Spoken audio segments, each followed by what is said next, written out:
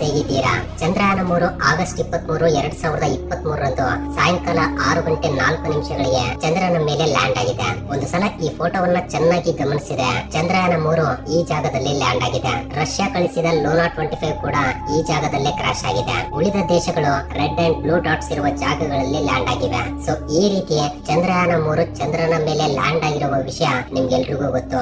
ಇಲ್ಲಿಂದಲೇ ನಿಜವಾದ ಕೆಲಸ ಶುರುವಾಗುತ್ತೆ. ಈ ಲ್ಯಾಂಡರ್ ನಲ್ಲಿ ಬಹಳಷ್ಟು ಕ್ಯಾಮೆರಾಗಳು, ಸೆನ್ಸರ್ ಗಳಿವೆ. ಲ್ಯಾಂಡರ್ ಗೆ ಪವರ್ ಸಪ್ಲೈ ಆಗುವ ಸಲುವಾಗಿ ಅದರ ಮೇಲೆ ಸೋಲಾರ್ ಪ್ಯಾನಲ್ಸ್ ಗಳನ್ನು ಕೂಡ ಅಳವಡಿಸಿದ್ದಾರೆ. ಈ ಸೋಲಾರ್ ಪ್ಯಾನಲ್ಸ್ ಗಳ ಮೂಲಕ ಲ್ಯಾಂಡರ್ ಒಳಗಡೆ ಇರುವ ಬ್ಯಾಟರಿಗಳು ಚಾರ್ಜ್ ಆಗುತ್ತವೆ. ಲ್ಯಾಂಡರ್ ಲ್ಯಾಂಡ್ ಆದ ನಂತರ 4 ಗಂಟೆಗಳವರೆಗೆ ಅದು ಯಾವ ಕೆಲಸವನ್ನು ಕೂಡ ಮಾಡದೆ ಹಾಗೆ ನಿಂತು ಬಿಡುತ್ತೆ. ಯಾಕೆಂದ್ರೆ ಲ್ಯಾಂಡರ್ ಚಂದ್ರನ ಮೇಲೆ ಲ್ಯಾಂಡ್ ಆಗುವಾಗ ಚಂದ್ರನ ಮೇಲೆ ಇರುವ ಮಣ್ಣು ಮೇಲೆ ಏಳುತ್ತೆ. ಆ ಮಣ್ಣನ್ನ ಮೂನ್ ಡಸ್ಟ್ ಎಂದು ಕರೀತಾರೆ. ಆ ಮಣ್ಣು ಯಾಕೆ ಮೇಲೆ ಏಳುತ್ತೆ ಅಂದ್ರೆ ಲ್ಯಾಂಡರ್ ಕೆಳಗಡೆ ಇರುವ ಇಂಜಿನ್ ಬರ್ನ್ ಆಗೋದ್ರಿಂದ ಆ ಫೋರ್ಸ್ ಗೆ ಮಣ್ಣು ಮೇಲೆ ಏಳುತ್ತೆ. ಈ ರೀತಿ ಮೇಲೆ ಎದ್ದ ಮಣ್ಣು ತಿರುಗಿ ಚಂದ್ರನ ಮೇಲೆ ಬೀಳೋಕೆ ಬಹಳಷ್ಟು ಸಮಯ ಹಿಡಿಯುತ್ತೆ. ಅದೇ ಭೂಮಿಯ ಮೇಲೆ ಆದ್ರೆ ಗುರುತ್ವಾಕರ್ಷಣೆ ಬಲ ಇರೋದ್ರಿಂದ ತುಂಬಾ ಬೇಗ ಕೆಳಗಡೆ ಬೀಳುತ್ತೆ. ಆದ್ರೆ ಚಂದ್ರನ ಮೇಲೆ ಗುರುತ್ವ ಬಲ ತುಂಬಾ ಕಡಿಮೆ ಇರುತ್ತೆ.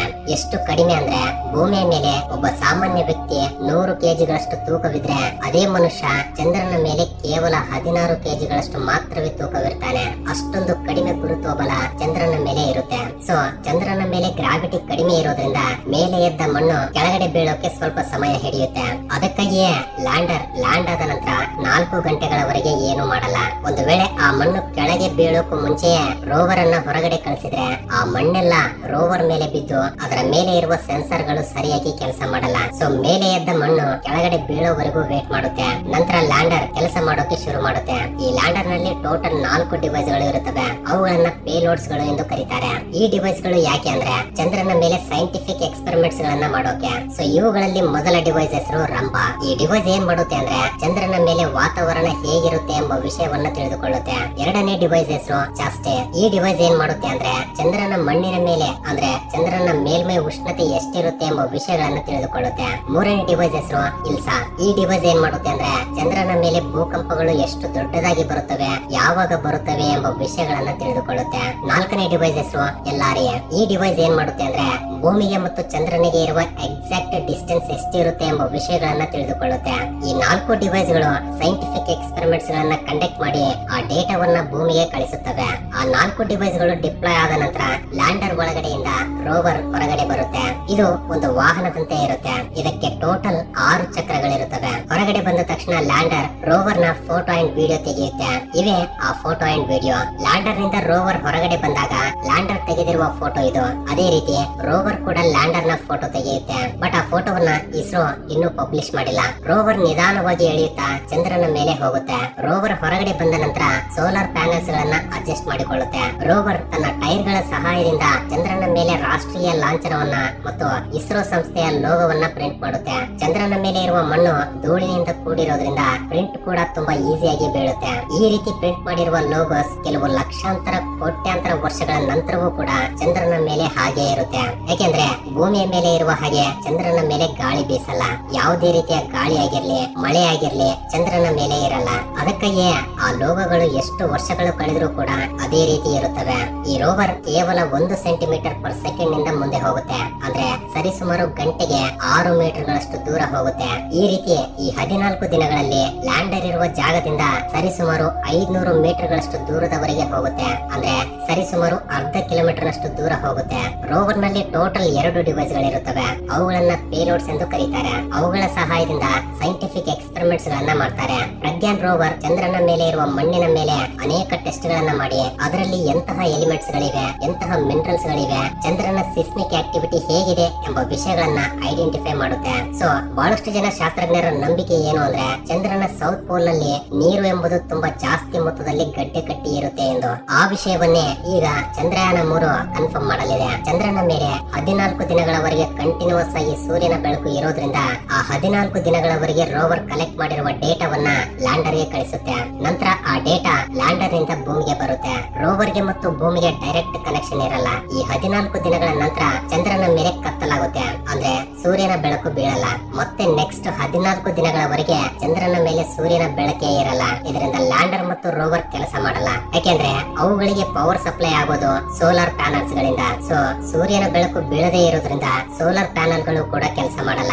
ಇದರಿಂದ ಬ್ಯಾಟರಿಗಳು ಕೂಡ ಚಾರ್ಜ್ ಆಗಲ್ಲ. ಬ್ಯಾಟರಿಗಳು ಚಾರ್ಜ್ ಆಗದೇ ಇದ್ರೆ ಲ್ಯಾಂಡರ್ ಗೆ ಮತ್ತು ರೋವರ್ ಗೆ ಪವರ್ ಇರಲ್ಲ. 14 ದಿನಗಳ ಕತ್ತಲಿನ ನಂತರ ಮತ್ತೆ ಸೂರ್ಯನ ಬೆಳಕು ಬರುತ್ತೆ. ಆಗ ಮತ್ತೆ ಲ್ಯಾಂಡರ್ ಮತ್ತು ರೋವರ್ ಕೆಲಸ ಮಾಡುವ ಅವಕಾಶಗಳಿವೆ ಎಂದು ಇಸ್ರೋ ಹೇಳ್ತಾ ಇದೆ. ಒಂದು ವೇಳೆ ಸನ್ಲೈಟ್ ಬಂದ ನಂತರ ರೋವರ್ ಕೆಲಸ ಮಾಡಿ ಲ್ಯಾಂಡರ್ ಕೆಲಸ ಮಾಡದೇ ಇದ್ರೆ ಉಪಯೋಗ ಇರಲ್ಲ. ಯಾಕೆಂದ್ರೆ ನಾನು ಆಲ್ರೆಡಿ ಹೇಳಿದ್ದೀನಿ, ರೋವರ್ ಗೆ ಮತ್ತು ಭೂಮಿಗೆ ಡೈರೆಕ್ಟ್ ಕನೆಕ್ಷನ್ ಇರಲ್ಲ. ಡೇಟಾ ಎಂಬುದು ರೋವರ್ ನಿಂದ ಲ್ಯಾಂಡರ್ ಗೆ ಹೋಗಿ ನಂತರ ಲ್ಯಾಂಡರ್ ನಿಂದ ಭೂಮಿಗೆ ಬರುತ್ತೆ. ಒಂದು ವೇಳೆ ರೋವರ್ ಕೆಲಸ ಮಾಡದೆ ಲ್ಯಾಂಡರ್ ಕೆಲಸ ಮಾಡಿದ್ರೆ ಆಗ ಉಪಯೋಗವಿರುತ್ತೆ. ಲ್ಯಾಂಡರ್ ಶೇಖರಿಸುವ ಡೇಟಾ ಮಾತ್ರ ಎಲ್ಲವೂ ಕೂಡ ಭೂಮಿಗೆ ಬರುತ್ತೆ.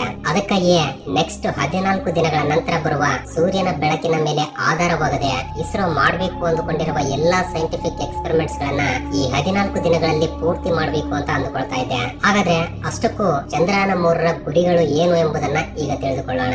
ಮೊದಲ ಗುರಿ ಏನು ಅಂದ್ರೆ ಲ್ಯಾಂಡರ್ ಅನ್ನ ಸೇಫ್ ಆಗಿ ಚಂದ್ರನ ಮೇಲೆ ಲ್ಯಾಂಡ್ ಮಾಡುವುದು, ಅಂದ್ರೆ ಸಾಫ್ಟ್ ಲ್ಯಾಂಡ್ ಮಾಡುವುದು. ಯಾಕೆಂದ್ರೆ ಭವಿಷ್ಯತ್ತಿನಲ್ಲಿ ಮಾಡುವ ಮಿಷನ್ಸ್ ಗಳಲ್ಲಿ ಲ್ಯಾಂಡರ್ ಒಳಗಡೆ ಮನುಷ್ಯರನ್ನ ಇಟ್ಟು ಕಳಿಸುವ ಪ್ಲಾನ್ ಗಳಿವೆ. ಒಂದು ವೇಳೆ ಈಗ ಸೇಫ್ ಆಗಿ ಲ್ಯಾಂಡ್ ಆದ್ರೆ ಅದೇ ಟೆಕ್ನಾಲಜಿಯಿಂದ ಮನುಷ್ಯರನ್ನ ಸೇಫ್ ಆಗಿ ಲ್ಯಾಂಡ್ ಮಾಡಬಹುದು ಎಂದು. ಎರಡನೇ ಗುರಿ ಏನು ಅಂದ್ರೆ ರೋವರ್ ನಂತಹ ಒಂದು ವೆಹಿಕಲ್ ಅನ್ನ ಚಂದ್ರನ ಮೇಲೆ ಪ್ರಯಾಣಿಸುವ ಹಾಗೆ ಮಾಡಬೇಕು.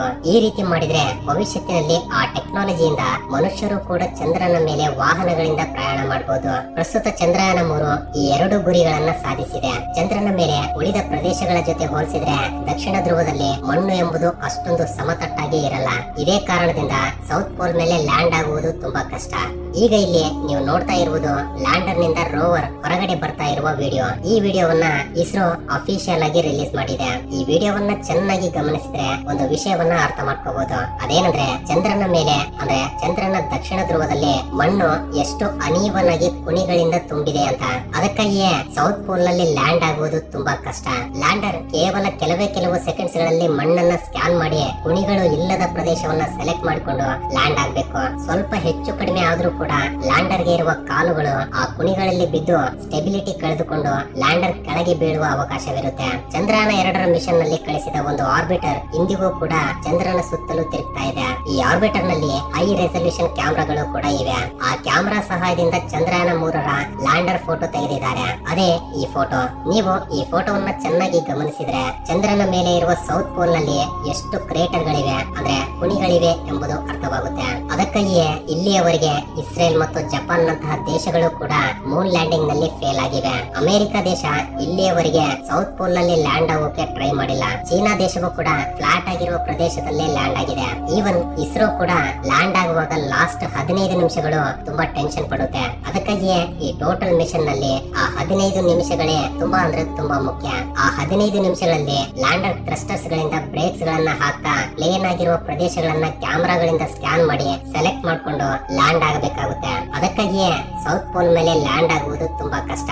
ಆದ್ರೆ ಭಾರತ ಮಾತ್ರ ಚಂದ್ರನ ಮೇಲೆ ಇರುವ ದಕ್ಷಿಣ ಧ್ರುವದ ಮೇಲೆ ಸೇಫ್ ಆಗಿ ಲ್ಯಾಂಡ್ ಆಗಿದೆ. ಅದು ಕೂಡ ಸಾಫ್ಟ್ ಲ್ಯಾಂಡಿಂಗ್ ಆಗಿದೆ. ಸೊ ಭವಿಷ್ಯತ್ತಿನಲ್ಲಿ ಬೇರೆ ದೇಶಗಳು ಅದೇ ದಕ್ಷಿಣ ಧ್ರುವದ ಮೇಲೆ ಲ್ಯಾಂಡ್ ಆಗ್ಬೇಕು ಅಂತ ಅಂದುಕೊಂಡ್ರೆ ಆ ಟೆಕ್ನಾಲಜಿಗೋಸ್ಕರ ನಮ್ಮ ಭಾರತವನ್ನ ಬೇಡಿಕೊಳ್ಳಬೇಕಾಗುತ್ತೆ. ಹಾಗಾದ್ರೆ ಚಂದ್ರಯಾನ 3ರಿಂದ ಪ್ರಜೆಗಳಿಗೆ ಏನು ಉಪಯೋಗ ಇದೆ ಅಂತ ಕೇಳಿದ್ರೆ, ಒಂದು ಸಮಯದಲ್ಲಿ USA ಆಗಿರ್ಲಿ ಅಥವಾ ಸೋವಿಯತ್ ಯೂನಿಯನ್ ಆಗಿರ್ಲಿ ತಮ್ಮ ಪವರ್ ಅನ್ನ ತೋರಿಸಿಕೊಳ್ಳೋಕೆ ಚಂದ್ರನ ಮೇಲೆ ಲ್ಯಾಂಡ್ ಆಗ್ತಾ ಇದ್ವು. ಆದ್ರೆ ಈಗ ಹಾಗಲ್ಲ. ಚಂದ್ರನ ಮೇಲೆ ಲ್ಯಾಂಡ್ ಆಗೋದ್ರಿಂದ ಬಹಳಷ್ಟು ಉಪಯೋಗಗಳಿವೆ. ಚಂದ್ರನ ಮೇಲೆ ಇರುವ ನೀರಿಗಾಗಿ ಈಗ ಪ್ರಪಂಚದ ಎಲ್ಲಾ ದೇಶಗಳು ಪ್ರಯತ್ನ ಮಾಡ್ತಾ ಇವೆ. ಸೊ ನೀರಿನ ಅಣುಸೂತ್ರ ಬಂದ್ಬಿಟ್ಟು H2O, ಅಂದ್ರೆ ನೀರಿನಲ್ಲಿ ಹೈಡ್ರೋಜನ್ ಇದೆ ಅಂಡ್ ಆಕ್ಸಿಜನ್ ಕೂಡ ಇದೆ. ಸೊ ಚಂದ್ರನ ಮೇಲೆ ಇರುವ ನೀರಿನಿಂದ ಹೈಡ್ರೋಜನ್ ಅನ್ನ ತಯಾರಿಸಬಹುದು ಅಂಡ್ ಆಕ್ಸಿಜನ್ ಅನ್ನು ಕೂಡ ತಯಾರಿಸಬಹುದು. ಈ ಹೈಡ್ರೋಜನ್ ಅನ್ನ ರಾಕೆಟ್ ಗಳಲ್ಲಿ ಇಂಧನವಾಗಿ ಬಳಸಬಹುದು. ಆಕ್ಸಿಜನ್ ಅನ್ನ ಮನುಷ್ಯರು ಉಸಿರಾಡೋಕೆ ಬಳಸಬಹುದು. ಇಷ್ಟು ಸಾಕು ಮನುಷ್ಯರು ಚಂದ್ರನ ಮೇಲೆ ಜೀವನವನ್ನ ಸಾಗಿಸೋಕೆ. ಸೊ ಮನುಷ್ಯರು ಚಂದ್ರನ ಮೇಲೆ ಬೇಸಸ್ ಗಳನ್ನ ಕನ್ಸ್ಟ್ರಕ್ಟ್ ಮಾಡ್ಕೊಂಡು ಅಲ್ಲಿ ಜೀವಿಸಬಹುದು. ಇನ್ನೊಂದು ಮುಖ್ಯವಾದ ವಿಷಯ ಏನು ಅಂದ್ರೆ ಚಂದ್ರನ ದಕ್ಷಿಣ ಧ್ರುವ ಎಂಬುದು ಇಲ್ಲಿಯವರೆಗೆ ಯಾವ ದೇಶವೂ ಕೂಡ ಎಕ್ಸ್ಪ್ಲೋರ್ ಮಾಡದಂತಹ ಪ್ರಾಂತ್ಯ. ಆ ಪ್ರಾಂತ್ಯದಲ್ಲಿ ಅನೇಕ ಕೋಟ್ಯಾಂತರ ವರ್ಷಗಳಿಂದ ಗಡ್ಡೆ ಕಟ್ಟಿರುವ ಪಳಿಯುಳಿಕೆಗಳಿವೆ ಎಂಬುದು ಶಾಸ್ತ್ರಜ್ಞರ ನಂಬಿಕೆ. ಅಲ್ಲಿನ ಪಳಿಯುಳಿಕೆ ಪಳೆಯುಳಿಕೆಗಳನ್ನ ನಮ್ಮ ಚಂದ್ರಯಾನ 3 ಪರಿಶೀಲಿಸಿ ಅವುಗಳನ್ನ ಕಾರ್ಬನ್ ಡೇಟಿಂಗ್ ಮಾಡಿ ಅವು ಎಷ್ಟು ಪುರಾತನ ಪಳೆಯುಳಿಕೆಗಳು ಎಂಬುದನ್ನ ತಿಳಿದುಕೊಂಡ್ರೆ ನಮ್ಮ ಸೌರ ಕುಟುಂಬ ಯಾವಾಗ ಏರ್ಪಟ್ಟಿದೆ, ನಮ್ಮ ಭೂಮಿಯ ವಯಸ್ಸು ಎಷ್ಟು ಎಂಬ ವಿಷಯಗಳ ಮೇಲೆ ಒಂದು ಕ್ಲಾರಿಟಿ ಕೂಡ ಬರುತ್ತೆ. ಹಾಗಾದ್ರೆ ಯಾಕೆ ಚಂದ್ರನ ಮೇಲೆ ಮನುಷ್ಯರು ವಾಸಿಸಬೇಕು, ನಮಗೆ ಭೂಮಿ ಇದೆ ಅಲ್ವಾ ಅಂತ ನಿಮ್ಮಲ್ಲಿ ಡೌಟ್ ಬಂದಿರಬಹುದು. ಯಾಕೆಂದ್ರೆ ನಮ್ಮ ಭೂಮಿಗೆ ಹತ್ತಿರವಿರುವ ಗ್ರಹಗಳಲ್ಲಿ ಮಂಗಳ ಗ್ರಹ ಮನುಷ್ಯರು ವಾಸಿಸೋಕೆ ಸ್ವಲ್ಪ ಅನುಕೂಲಕರವಾಗಿರುತ್ತೆ. ಮುಂದಿನ ಭವಿಷ್ಯತ್ತಿನಲ್ಲಿ ಒಂದು ವೇಳೆ ಭೂಮಿಗೆ ಯಾವುದಾದ್ರೂ ಅಪಾಯ ಉಂಟಾದ್ರೆ ಆಗ ಮನುಷ್ಯರೆಲ್ಲರೂ ಕೂಡ ಈ ಮಂಗಳ ಗ್ರಹದ ಮೇಲೆಯೇ ವಾಸಿಸಬೇಕಾಗುತ್ತೆ. ಸೊ ಭೂಮಿಯಿಂದ ಮಂಗಳ ಗ್ರಹಕ್ಕೆ ಪ್ರಯಾಣಿಸೋಕೆ ಬಹಳಷ್ಟು ತಿಂಗಳುಗಳ ಸಮಯ ಹಿಡಿಯುತ್ತೆ. ಅದೇ ಚಂದ್ರನ ಮೇಲಿಂದ ಆದ್ರೆ ಕಡಿಮೆ ದಿನಗಳಲ್ಲೇ ಮಂಗಳ ಗ್ರಹಕ್ಕೆ ಹೋಗಬಹುದು. ಸೊ ಚಂದ್ರನ ಮೇಲಿಂದ ರಾಕೆಟ್ ಗಳನ್ನ ಕಳಿಸಬೇಕು ಅಂದ್ರೆ ಮೊದಲು ಚಂದ್ರನ ಮೇಲೆ ಲಾಂಚಿಂಗ್ ಸ್ಟೇಷನ್ಸ್ ಗಳನ್ನ ಕನ್ಸ್ಟ್ರಕ್ಟ್ ಮಾಡಬೇಕಾಗುತ್ತೆ. ಅದಕ್ಕಾಗಿಯೇ ಚಂದ್ರನ ಮೇಲೆ ಲ್ಯಾಂಡ್ ಆಗ್ಬೇಕು ಎಂದು ಪ್ರಪಂಚದ ಎಲ್ಲಾ ದೇಶಗಳು ಪ್ರಯತ್ನಿಸ್ತಾ ಇವೆ. ಸೊ ಇವೇ ಚಂದ್ರನ ಮೇಲೆ ಲ್ಯಾಂಡ್ ಆಗೋದ್ರಿಂದ ಬರುವ ಉಪಯೋಗಗಳು. ಚಂದ್ರಯಾನ 3 ಸಕ್ಸಸ್ ಆಗೋದ್ರಿಂದ ಪ್ರಪಂಚದ ಎಲ್ಲಾ ದೇಶಗಳು ಭಾರತವನ್ನ ಅಭಿನಂದಿಸಿವೆ. ಭವಿಷ್ಯತ್ತಿನಲ್ಲಿ ಇಸ್ರೋ ಮಾಡುವ ಮಿಷನ್ಸ್ ಗಳು ಏನು ಅಂದ್ರೆ ಚಂದ್ರನ ಮೇಲಿಂದ ಮಣ್ಣನ್ನ ಮತ್ತು ಕಲ್ಲುಗಳನ್ನ ಭೂಮಿಗೆ ತರುವುದು, ಮನುಷ್ಯರನ್ನ ಸ್ಪೇಸ್ ಗೆ ಕಳಿಸಿ ತಿರುಗಿ ಕರೆದುಕೊಂಡು ಬರೋದು, ಪ್ರಸ್ತುತ ಇರುವ ಇಂಟರ್ನ್ಯಾಷನಲ್ ಸ್ಪೇಸ್ ಸ್ಟೇಷನ್ ಅಂತೆ ಇಂಡಿಯನ್ ಸ್ಪೇಸ್ ಸ್ಟೇಷನ್ ಅನ್ನ ಕನ್ಸ್ಟ್ರಕ್ಟ್ ಮಾಡೋದು, ಚಂದ್ರನ ಮೇಲೆ ಮನುಷ್ಯರನ್ನ ಕಳಿಸಿ ತಿರುಗಿ ಭೂಮಿಗೆ ಕರೆದುಕೊಂಡು ಬರೋದು, ಇಂತಹ ಎಷ್ಟೋ ಮಿಷನ್ಸ್ ಗಳನ್ನ ಇಸ್ರೋ ಫ್ಯೂಚರ್ ನಲ್ಲಿ ಮಾಡಲಿದೆ. ಅಷ್ಟೇ ಅಲ್ಲದೆ ಸೆಪ್ಟೆಂಬರ್ ತಿಂಗಳಲ್ಲಿ ಆದಿತ್ಯ L1 ಎಂಬ ಮಿಷನ್ ಅನ್ನು ಕೂಡ ಸೂರ್ಯನನ್ನ ಅನ್ವೇಷಣೆ ಮಾಡಲು ಕಳಿಸ್ತಾ ಇದೆ. ಈ ಆದಿತ್ಯ L1 ಎಂಬ ಮಿಷನ್ ಬಗ್ಗೆ ಪೂರ್ತಿ ಮಾಹಿತಿಯೊಂದಿಗೆ ಒಂದು ಫುಲ್ ವಿಡಿಯೋ ಕೂಡ ಮಾಡಿದ್ದೀನಿ. ಆ ವಿಡಿಯೋ ನೋಡ್ಬೇಕು ಅಂತ ಅಂದುಕೊಂಡವರು ಕೆಳಗಡೆ ಡಿಸ್ಕ್ರಿಪ್ಷನ್ ಅಲ್ಲಿ ಲಿಂಕ್ ಅನ್ನ ಕೊಟ್ಟಿರ್ತೀನಿ, ಹೋಗಿ ನೋಡಬಹುದು. ಅಂಡ್ ಈ ವಿಡಿಯೋಗೆ ಇಷ್ಟ ಫ್ರೆಂಡ್ಸ್, ಈ ವಿಡಿಯೋ ನಿಮಗೆ ಹೊಸ ವಿಷಯಗಳನ್ನ ತಿಳಿದುಕೊಳ್ಳೋಕೆ ಇಷ್ಟು ಸಹಾಯವಾಗಿದೆ ಎಂದು ಭಾವಿಸ್ತೀನಿ. ಸೊ ವಿಡಿಯೋ ಇಷ್ಟವಾಗಿದ್ರೆ ತಪ್ಪದೆ ವಿಡಿಯೋಗೆ ಒಂದು ಲೈಕ್ ಕೊಟ್ಟು ನಿಮ್ಮ ಫ್ರೆಂಡ್ಸ್ ಅಂಡ್ ಫ್ಯಾಮಿಲಿ ಜೊತೆ ಕೂಡ ಶೇರ್ ಮಾಡಿ. ಅಂಡ್ ಫಸ್ಟ್ ಟೈಮ್ ಯಾರಾದ್ರೂ ನಮ್ಮ ಚಾನಲ್ ಅನ್ನ ಈಗ ನೋಡ್ತಾ ಇದ್ರೆ ತಪ್ಪದೆ ಸಬ್ಸ್ಕ್ರೈಬ್ ಮಾಡ್ಕೊಂಡು ಪಕ್ಕದಲ್ಲಿರುವ ಬೆಲ್ ಐಕಾನ್ ಅನ್ನ ಆಕ್ಟಿವೇಟ್ ಮಾಡ್ಕೊಳ್ಳಿ. ಅಂಡ್ ವಿಡಿಯೋವನ್ನ ಕೊನೆವರೆಗೂ ನೋಡಿದ್ದಕ್ಕೆ love you so much guys.